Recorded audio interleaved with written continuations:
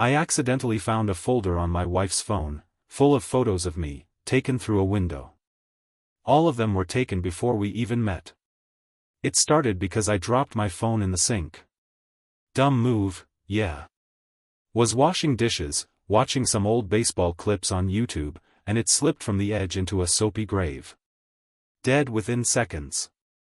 I left it in rice, like everyone tells you to do, knowing full well it was probably toast.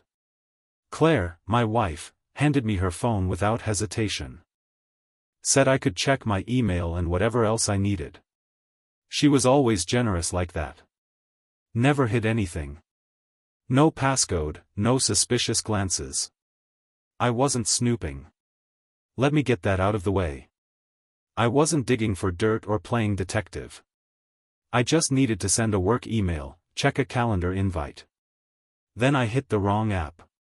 Photos. I saw a thumbnail of myself. Smiling, mid-laugh. Weird thing was, I didn't remember anyone taking it. So I tapped it. It opened a hidden album. 100, maybe more, photos of me. At work. At the gym. Sitting on park benches. Walking out of my old apartment building in my college hoodie, years before I met Claire at that bookstore. Some were grainy, like taken from far away with a zoom lens. Others looked close, like maybe from a car window or the corner of a cafe. One photo nearly stopped my heart. I was brushing my teeth in my old place, a ground floor unit, and the picture was taken from outside the bathroom window. I recognized the mold on the tiles. The rust spot on the sink. That was 6 years ago. I met Claire 3 years ago. For a few long seconds, I thought maybe my brain was misfiring. Maybe the dates were wrong. Maybe she somehow had access to my old Facebook albums or something, though I never posted anything like that. I checked the file info. Taken in February. 3 years before we met. I locked her phone and set it down. Claire was in the kitchen, humming, making tea. Completely normal. Like nothing was wrong, and maybe to her, nothing was. That night, I didn't sleep well. I kept telling myself there was an explanation. Some weird coincidence. Maybe she'd been on the same bus route. Maybe she had a photography phase and I just happened to be in the frame. Maybe. Next morning, over coffee, I asked her. Hey, do you remember taking any photos of me before we met? She laughed. That airy kind of laugh she does when she's caught off guard. Photos of you? Before we met? Why would I? I didn't answer. I just looked at her. She tilted her head. Well, okay. Yeah. I did take one, I think. A long time ago. I saw you in the park, reading. I thought you looked. I don't know. Peaceful. Like a picture I wanted to keep. That was months before we met. She shrugged. I guess I just thought you were cute. I didn't even know your name. I forgot about it. Why? You have a whole folder of them. Now she looked surprised. Not guilty. Not scared. Just surprised.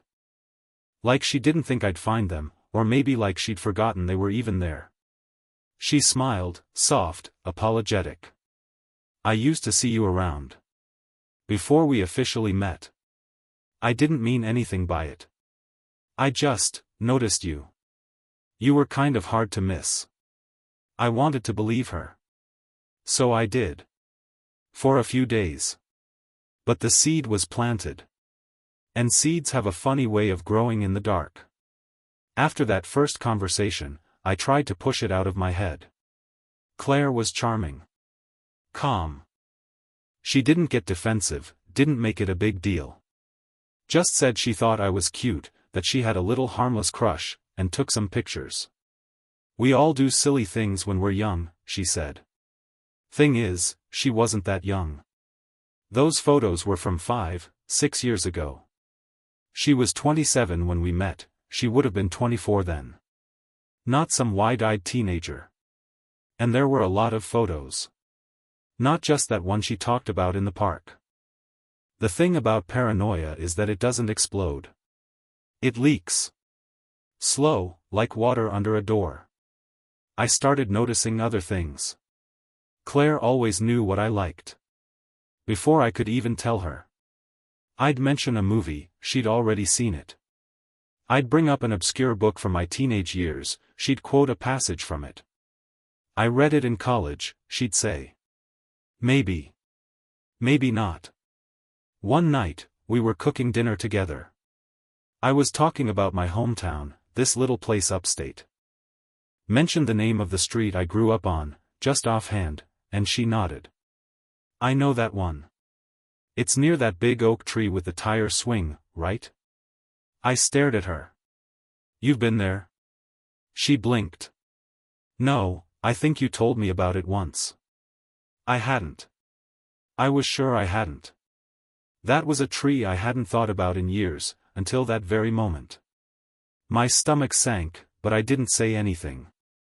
After that, I started digging. Not openly. Not like I was trying to trap her.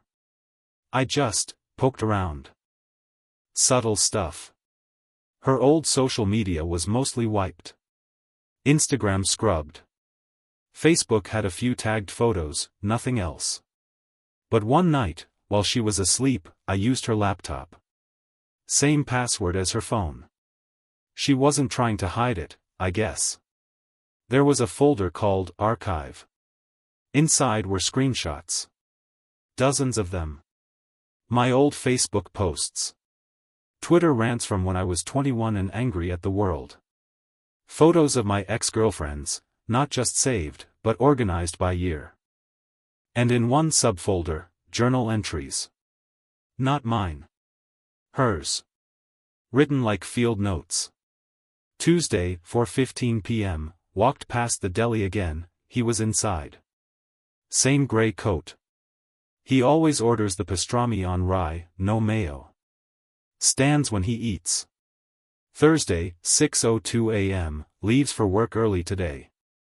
Black hoodie, jeans. Looks tired. Slept in, maybe? I scrolled for hours. The entries went on for years. All mundane. All detailed.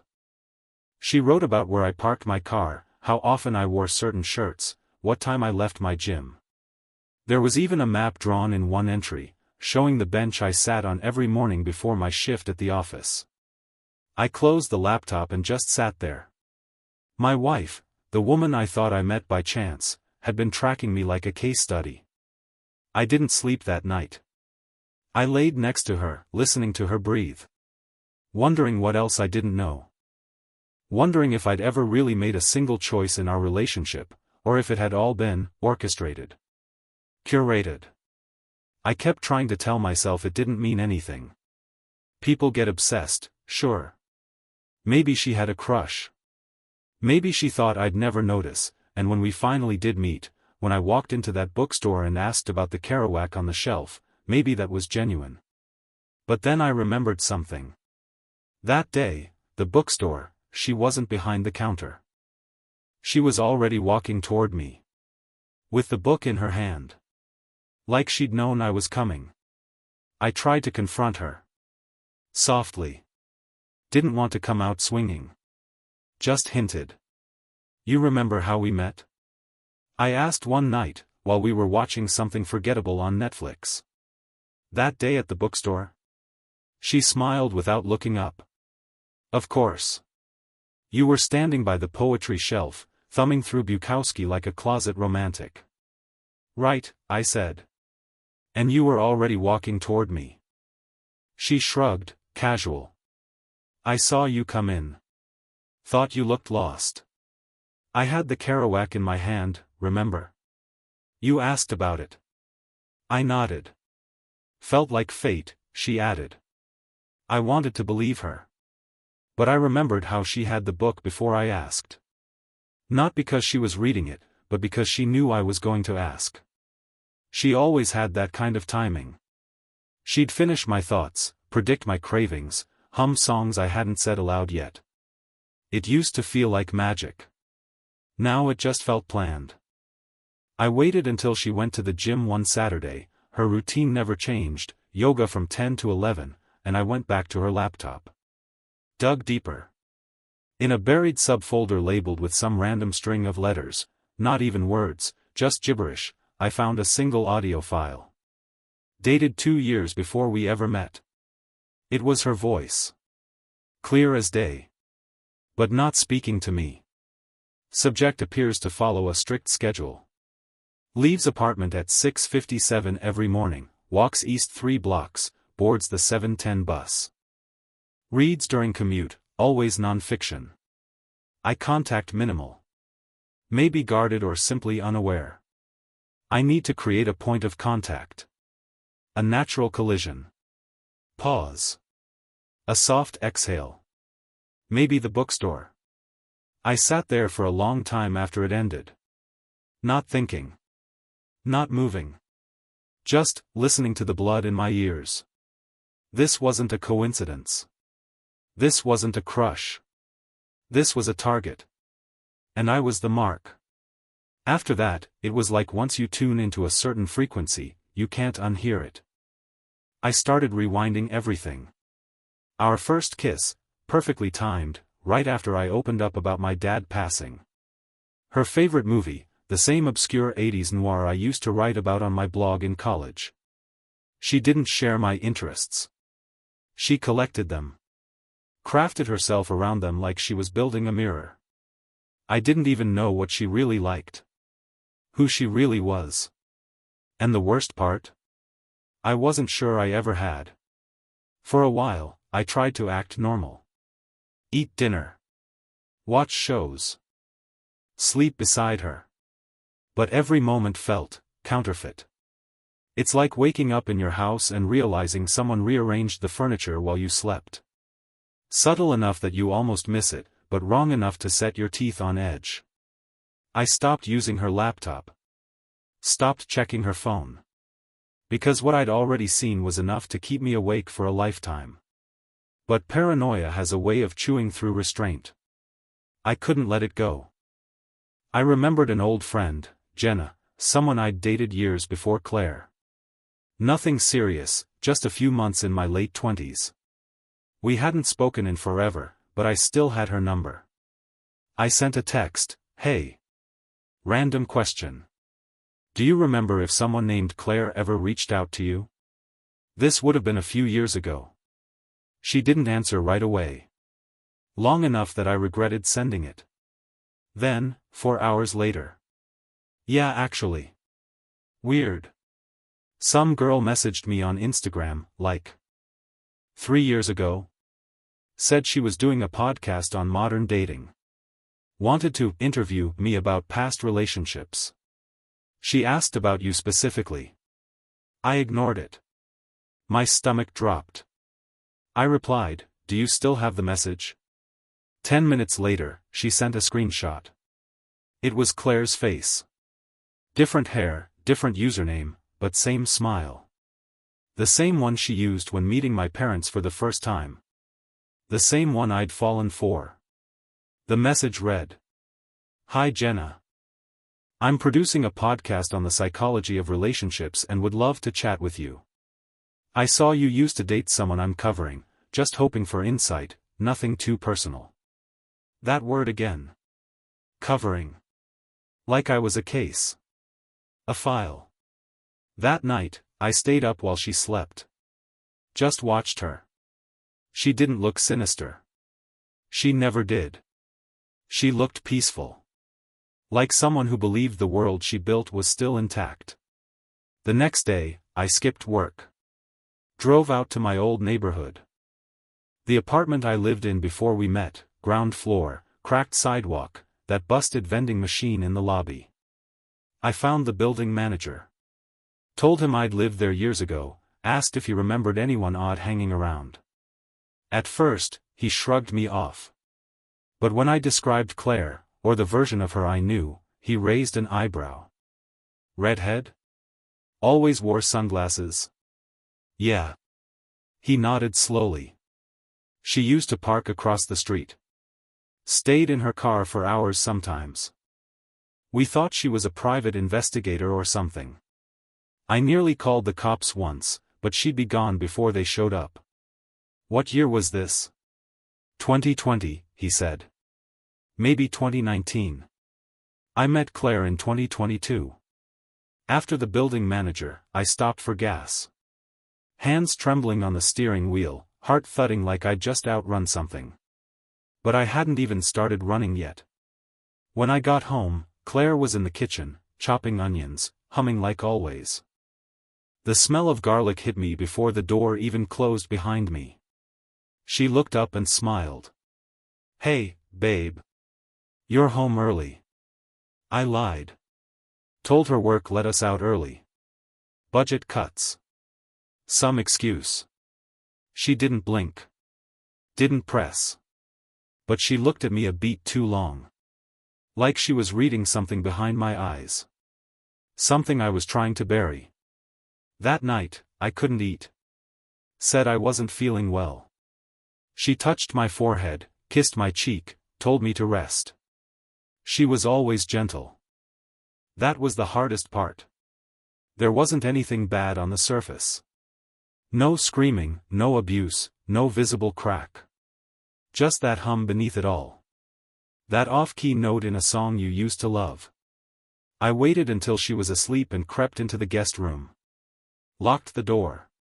Took out the laptop I'd stashed in the closet. My old one, I hadn't used it in years, but I'd kept it as a backup. Fired it up, fan wheezing like an asthmatic smoker. I started digging through old emails.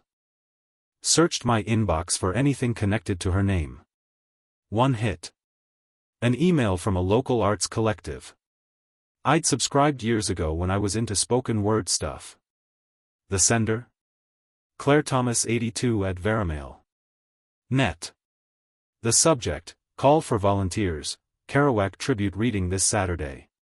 It was dated 6 days before I met her at the bookstore. I read the email 3 times. That was the night I showed up at the shop. They were doing a themed poetry night, and I'd gone on a whim. So she didn't just happen to be there. She set the bait. She planted it, waited, and reeled me in. And I bit. Hard. That night, I slept with the door locked. Next morning, she didn't say anything. Didn't ask why I hadn't come to bed. Just brewed coffee and made eggs like always. She kissed my temple on the way out the door and said, "Don't work too hard." But as she walked away, she looked back once. And there was something in her eyes. Not fear. Not guilt. Just patience. Like a fisherman waiting for the line to pull. The weekend came. I told Claire I had to work, overtime, emergency, the usual lie, and she didn't question it. She just packed me a lunch, kissed my cheek, and told me to stay safe. I didn't go to work. Instead, I drove 2 hours north to a storage unit I hadn't opened since before we met. Half my life was still boxed up in there, old journals, spare clothes, childhood junk. The kind of stuff you forget you have until it becomes important. Buried in one of the bins was a stack of notebooks I kept in college. Not important at the time, mostly rambling thoughts, story ideas, clippings of songs I liked. But I remembered something I wrote in one of them. Something about a girl. I found it halfway through a yellow legal pad. My handwriting, scrawled in red pen. Saw her again today. Red hair, gray coat, sitting on the bench by the fountain. 3rd time this month. Same book in her lap. Doesn't turn the page. Back then I thought nothing of it. Maybe just a stranger I kept bumping into. Maybe I even romanticized it, turned it into a story in my head. But now? That was Claire. Same coat she wore when we bumped into each other at the bookstore. I took a photo of the entry and slammed the notebook shut. I got home that night and she was already asleep on the couch. Blanket over her legs, some soft jazz playing. She looked peaceful. Like she'd never chased anything a day in her life. I wanted to wake her up. Ask her, straight. But I didn't. Not yet. Instead, I sat across from her and watched her sleep. There was something empty in me. Like a pit. Not anger. Not even fear. Just a hollow echo. Because now I knew, she'd been following me for years. Not just watching. Inserting. She left fingerprints on moments I thought were mine. And here's the thing, she was good at it. She didn't force anything. She didn't manipulate me like a puppet.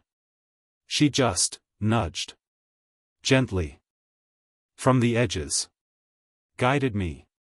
It's terrifying how easy that is, if someone studies you long enough. The next morning, I decided I needed more. More than notes. More than gut instinct. I needed something concrete. She left for yoga at 10, like always. I waited 5 minutes. Then I opened her desk drawer, the one she kept locked. Turns out she wasn't as clever as she thought. The key was taped under the drawer itself. Inside were journals. Not digital. Not printed. Handwritten. Stacks of them. And in the very first one, marked Phase 1, was a sentence that made my knees buckle. Objective: create a path to intimacy. Control variables. Integrate slowly. There was more. Names I didn't recognize. Dates. Crossed out plans. And the title on the inside cover? Field log, subject 2. Subject 2. Which meant I wasn't the first. Not even close. I sat there, holding that journal, my breath rattling in my throat like a bad motor. The words blurred. Not from tears, I didn't cry. Not anymore. I just stared at that name, subject 2, and flipped through the pages. The first few entries weren't about me. They weren't even in my city. Different places, names I didn't recognize. Subject 1 shows strong attachment patterns. Easily mirrored. Responds well to shared trauma narratives. Stage 3 unsuccessful. Removed self from environment after 5 months. Entry point, bookstore. Same approach for subject 2. She'd done this before. Same playbook. Different player. That's when it really hit me. Claire didn't just fall in love. She constructed it. Planned it like an experiment. Like she was testing something. Measuring how long it took, what stimuli worked best, how deep the hook could sink. And me? I was the longest one yet. Subject 2 has shown the strongest compatibility. Routines consistent. Attachment formed rapidly after shared moment regarding loss of father. I remembered that moment. Sitting on her couch, telling her how my dad used to leave baseball tickets under my pillow on weekends. How he died before I ever got to take him to a game. She cried. She actually cried. Held my hand, told me he would have been proud. I believed her. Now I wonder how many times she practiced that scene in the mirror. By the time she got home from yoga, I'd put everything back exactly the way I found it. The drawer locked. The key taped back in place. Journals in the exact same stack. She walked in with a smoothie and kissed my cheek. Smelled like lavender and sweat. Morning, sleepyhead, she said. I'd been up for hours. Hey, I said. How was class? She smiled. Good. They added a new instructor. Looks like Thor. Might be a reason to start going twice a week. I laughed. Managed to, anyway. That's how messed up it was. Even now, I didn't know if the charm was real, or just another tool she sharpened over time. Over dinner, she told me about her day. I listened. Took mental snapshots of every word, every smile. Later, when she was brushing her teeth, I pulled up an old email account I hadn't used since college. Started drafting a message. Not to her. To a name I found in one of the early journal entries, subject 1. He'd been mentioned twice. Once with a first name, once with an Instagram handle she'd scribbled in the margin. I found him. Living in Denver now. New last name. New wife, maybe. Hard to tell. I kept the message simple. You don't know me. But I think we both knew Claire. I need to ask you something. Please, if this means anything, reply. I hit send. Then I sat in the dark and waited. It was just past 3 a.m. when my phone lit up. A reply. From the man she called Subject 1. I stared at the screen for a long while before opening it. His message was short. Call me. Now. Don't text. Don't email. Call. Nate. I slipped out of bed, careful not to wake Claire, and padded barefoot into the guest bathroom. Closed the door. Locked it. My thumb hovered over the call button. I didn't know what I expected, maybe someone confused, maybe someone amused, maybe someone who'd tell me to get help. But the voice that answered wasn't any of those things. He sounded tired. Worn out in a way that didn't come from lack of sleep. You're number 2, aren't you? He said, before I could even speak. I hesitated. That's what she called me, yeah. Jesus. A long exhale. I was hoping she stopped. There was a pause. Then he said something I'll never forget. She's not what she seems. And I don't mean that in the cliché sense. I mean she doesn't have a self. Not really. He told me his story. How he'd met her in a bookstore in Portland. How she'd been perfect. Too perfect. At first, it was magic. Every interest aligned.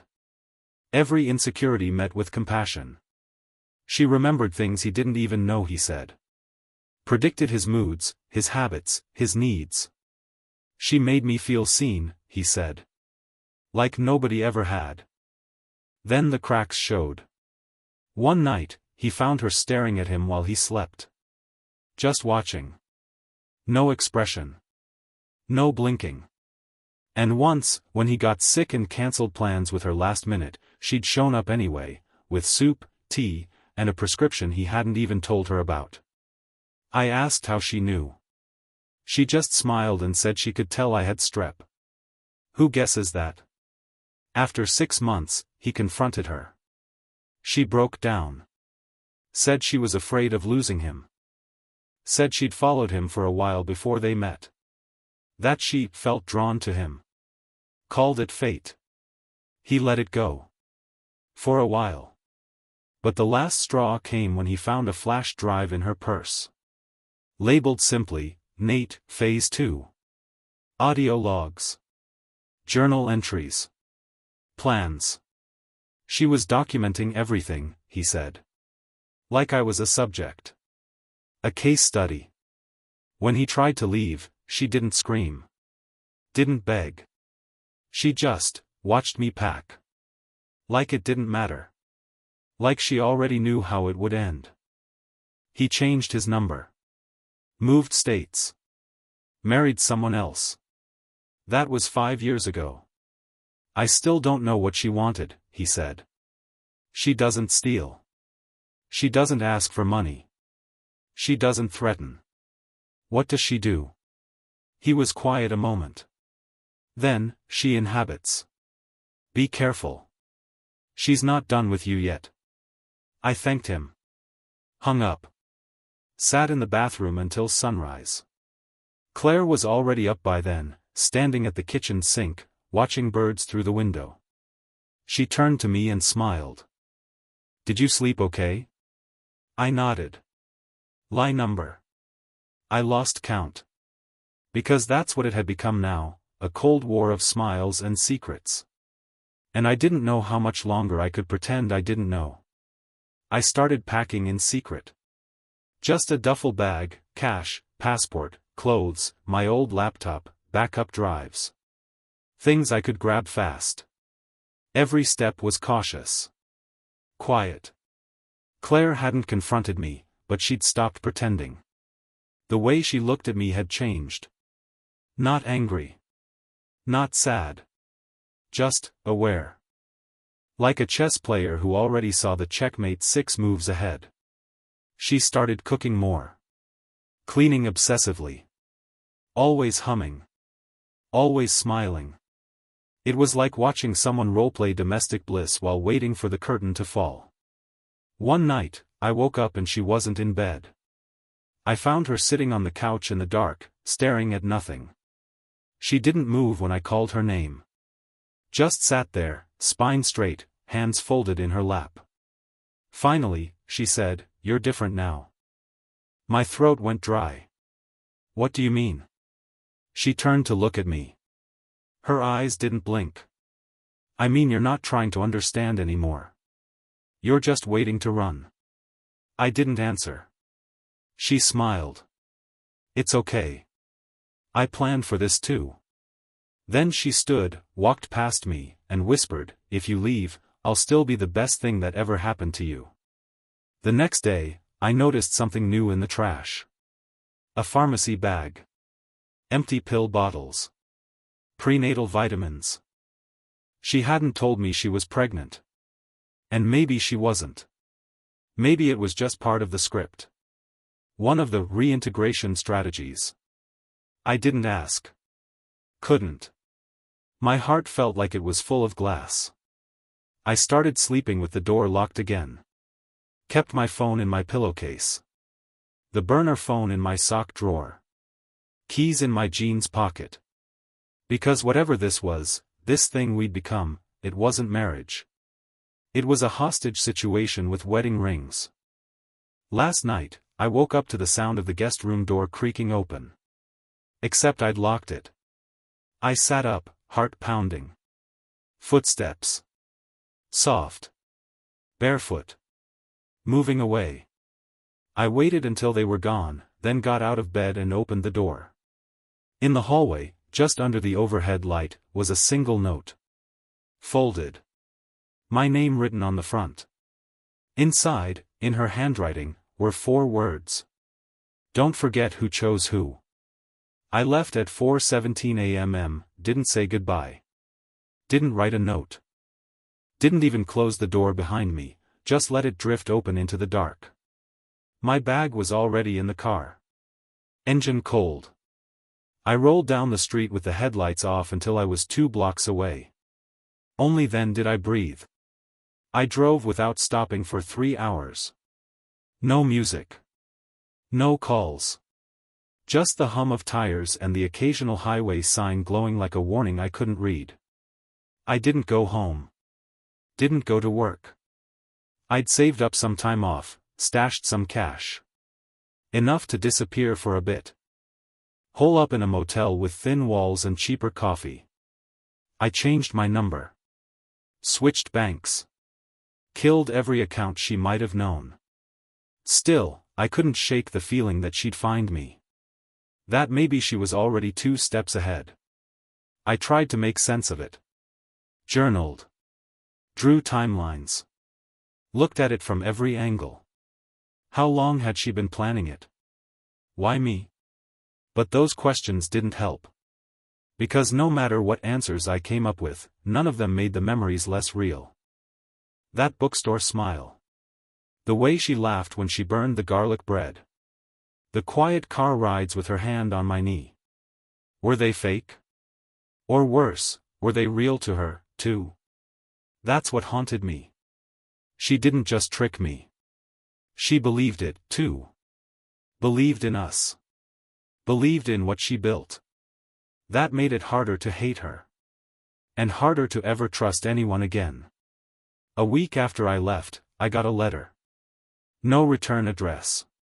Inside was a single Polaroid. Me, sitting in my motel room. Taken from outside the window. On the back, she'd written. "I told you, love isn't found. It's made." So yeah. I met my wife in a bookstore. She knew my favorite author. Knew how I liked my coffee. Knew the name of my childhood dog before I ever told her. I thought I was lucky. Turns out, I was just chosen. And somewhere out there, she's still watching. Maybe not through the window. Maybe not with a camera. But watching all the same. And the worst part? Sometimes I catch myself wishing she'd knock on the door again. Because I haven't felt that seen, that known, since. Even if it was all a lie. It was a perfect one.